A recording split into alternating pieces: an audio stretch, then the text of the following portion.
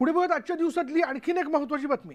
महाराष्ट्राचे राज्यपाल भगतसिंग कोश्यारी हे राज्यपाल पदावरनं पायउतार झालेत आणि त्यांचा राजीनामा राष्ट्रपती द्रौपदी मुर्मू यांनी मंजूर केलाय.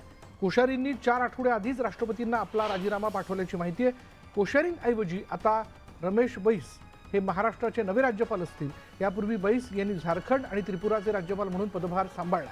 तसंच वाजपेयी सरकारच्या काळात त्यांनी मंत्रिपदही भूषवलं.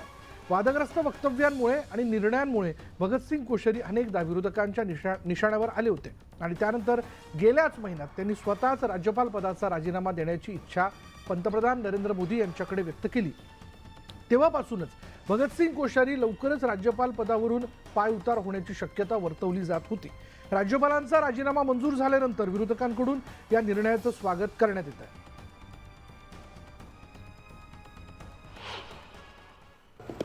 महाराष्ट्राच्या दृष्टीनं सुटका नाही. महाराष्ट्राच्या दृष्टीनं सुटका नाही. कोश्यारींचा कालखंड या महाराष्ट्रामध्ये जो आला तो अत्यंत वादग्रस्त झाला.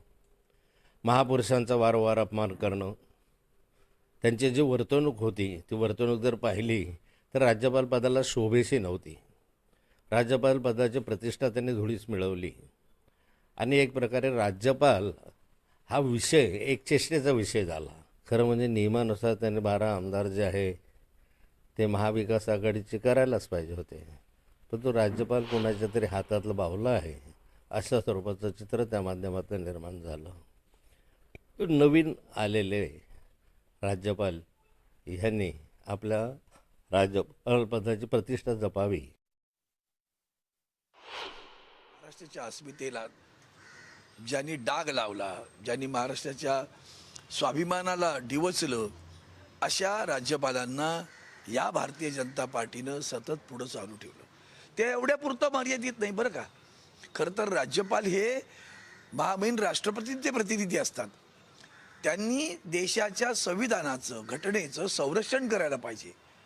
आत्ता इथं जे असंविधानिक सरकार बसलेलं आहे, घटनाबाह्य सरकार बसले, ते सरकार बसवण्यामध्ये सुद्धा राज्यपालांचं फार मोठं योगदान आहे.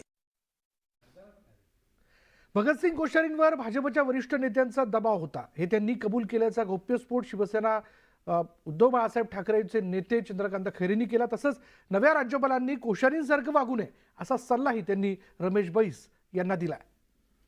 मी ज्यावेळेस त्याला एकदा भेटायला गेलो होतो, म्हणलं क्या चल रहा साहब, ये 12 लोकांना पण तुम्ही काही केलं नाही आहे, क्या करना खैरे साहब, मेरे पे बहुत दबाव आहे.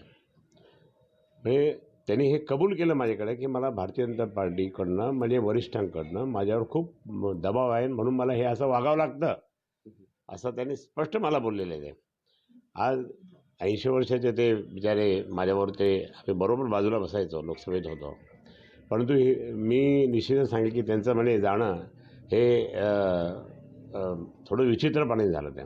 ते आधीच त्यांनी सोडून गेले असते बरं झालं असतं.